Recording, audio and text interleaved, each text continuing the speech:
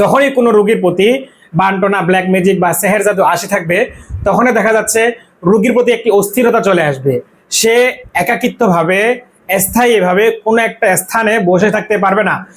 আসসালামু আলাইকুম, আমি আসছি আপনাদের সামনে একটি নতুন ভিডিও নিয়ে। আজকে যে বিষয় নিয়ে আলোচনা করব এটি অতি গুরুত্বপূর্ণ আপনাদের জন্য, অবশ্যই শুনবেন এবং ফায়দা হবে। বিষয়টি হচ্ছে যে কোনো ব্যক্তির উপর বা পরিবারের উপর কোনো ব্ল্যাক ম্যাজিক বা জাদু, বান্টনা, সেহের জাদু ইত্যাদি আছে কি না সেটা আপনারা বুঝবেন কিভাবে। এটা বোঝার জন্য প্রাথমিকভাবে কিছু আলামত, প্রাথমিকভাবে কিছু চিহ্ন, প্রাথমিকভাবে কিছু বৈশিষ্ট্য যেগুলো মানুষের শরীরের মধ্যে দেখা দেয়, যদি এই ধরনের কোনো কিছু দেখা দিচ্ছে তো আপনারা বুঝে নেবেন যে এখানে বান্টনা বা সেহের জাদু অথবা খারাপ কোনো কুদৃষ্টি আসতেছে এবং পড়তেছে। অতএব এগুলো থেকে সাবধান আপনাদেরকে অবশ্যই হতে হবে। তো এই সমস্ত কি ধরনের আলামত বা চিহ্ন অথবা বৈশিষ্ট্য দেখা দিতে পারে, এগুলো বোঝার জন্য যারা সরাসরি দেখছে এই বান্টনার রোগী, সেহের জাদুর রোগী অথবা ব্ল্যাক ম্যাজিকের রোগী অথবা জিনের রোগী, যারা সরাসরি দেখছে তারা অবশ্যই বুঝতে পারবেন যে এই ধরনের কাজগুলা যাদের প্রতি আক্রমণ হয়ে থাকে তারা কি ধরনের চরিত্রের অধিকারী হয়ে থাকে তৎক্ষণাৎ বা উপস্থিত, তাদের সিংডমগুলা, তাদের চলাচরিত্রগুলা, তাদের কথাবার্তাগুলা কি ধরনের হয়ে থাকে এটা আপনারা তৎক্ষণাৎ দেখছেন হয়তোবা।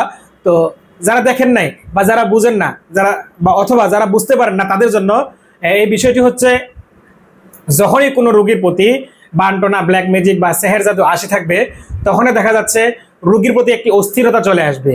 সে একাকিত্বভাবে, স্থায়ীভাবে কোনো একটা স্থানে বসে থাকতে পারবে না। তার মধ্যে একটা উচ্ছৃঙ্খলা তৈরি হয়ে যাবে।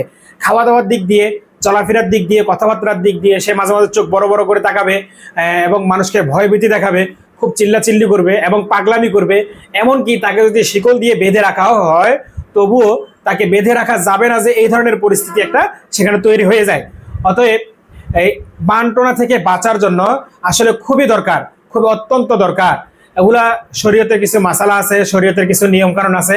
যদি নিজেরাই যদি বাঁচতে না পারেন, শরণাপন্ন হবেন, আমাদের শরণাপন্ন হবেন, ইনশাআল্লাহ অবশ্যই এখান থেকে বাঁচার কোনো উপায় বা বাঁচার কোনো রাস্তা আপনাদের জন্য বের হয়ে যাবে।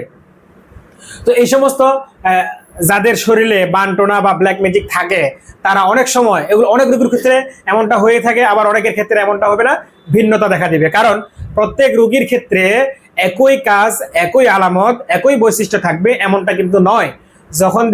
যখন দেখা যাবে কারো জন্য কোনো বান্টনা আসছে, তখন হাত পা জ্বালাপড়া করবে, অস্থিরতা করবে, খারাপ লাগবে, হাত পা ভাঁজ হয়ে আসবে, মৃগী রোগীর মতো হাত পা ভাঁজ হয়ে আসবে, প্যারালাইসিসের মতো হাত পা অচল হয়ে যাবে, এই ধরনের কিছু প্রবলেম দেখা দিতে পারে।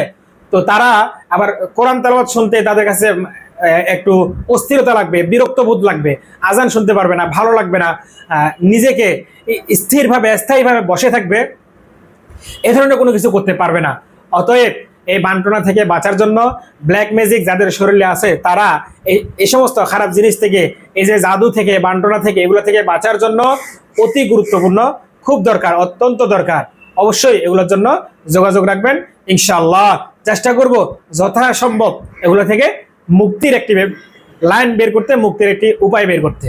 ইনশাআল্লাহ যে কোনো সময় যোগাযোগ রাখবেন স্ক্রিনে দেওয়া ফোন নাম্বারে। ঠিক আছে, ইনশাআল্লাহ ভালো থাকবেন। আসসালামু আলাইকুম।